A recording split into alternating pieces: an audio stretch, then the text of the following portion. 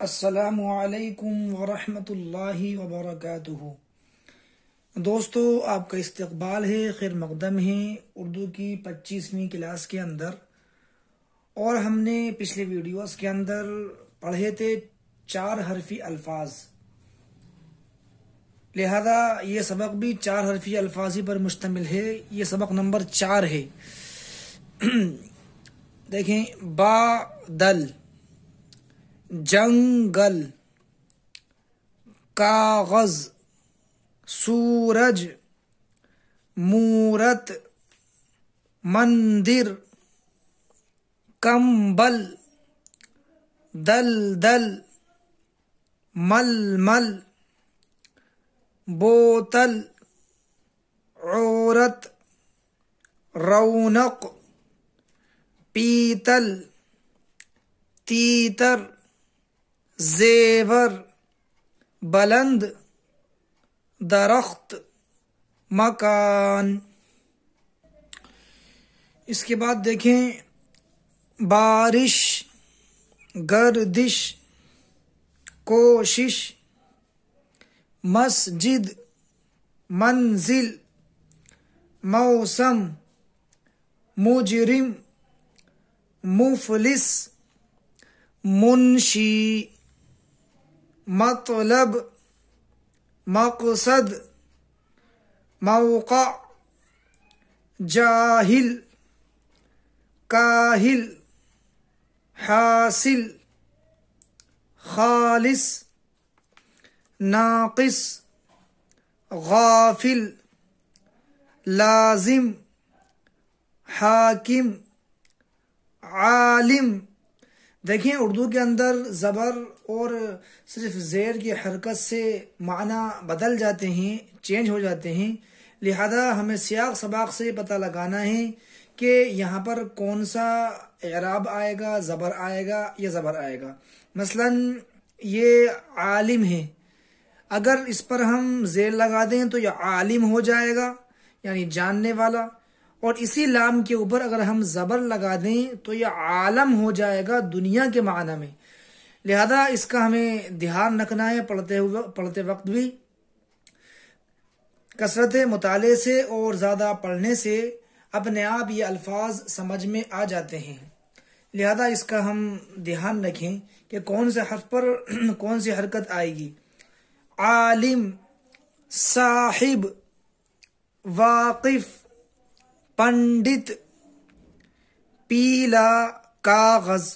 اب دیکھیں، یہاں سے 4 حرفی الفاظ کے جملہ ناقصہ یہاں پر دے رکھے ہیں، انہوں نے دیے ہوئے ہیں، یعنی کہ ایک کلمہ جو ہے وہ 4 حرفی الفاظ ہے، دوسرا کلمہ بھی 4 حرفی الفاظ ہے، دونوں کو ملا دیا تو یہ جملہ ناقصہ بن گیا۔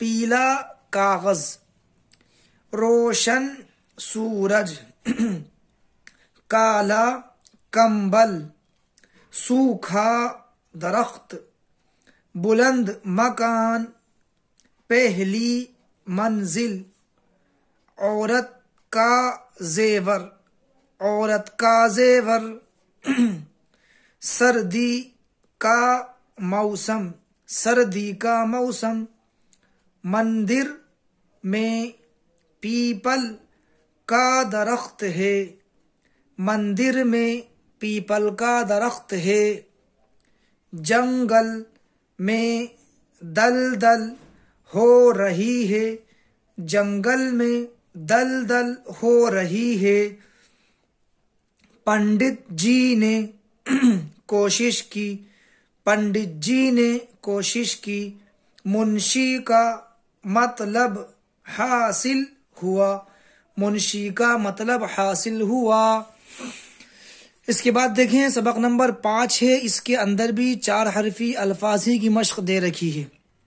لہذا سبق نمبر 5، چاند، جھانک، سانس، بھینس، سینگ، پینٹھ، اونٹ، گھونٹ، چونچ، جھونک۔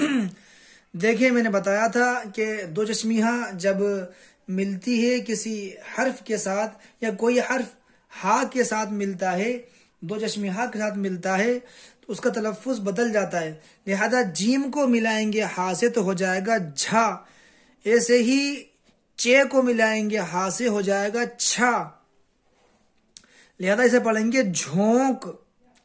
ایسے ہی گوند، لونگ، پنکھا، پھندا، ٹھنڈا، پھنسی، دھمکی، سمدھی، کھانڈ، سونٹھ، سونف، ہلدی، روئی، سوئی، چاول، مونگ، جوار، کولہو، کھیتی، کھادر، ارہر، مسور، مصری، لاٹھی، موسل، جامن۔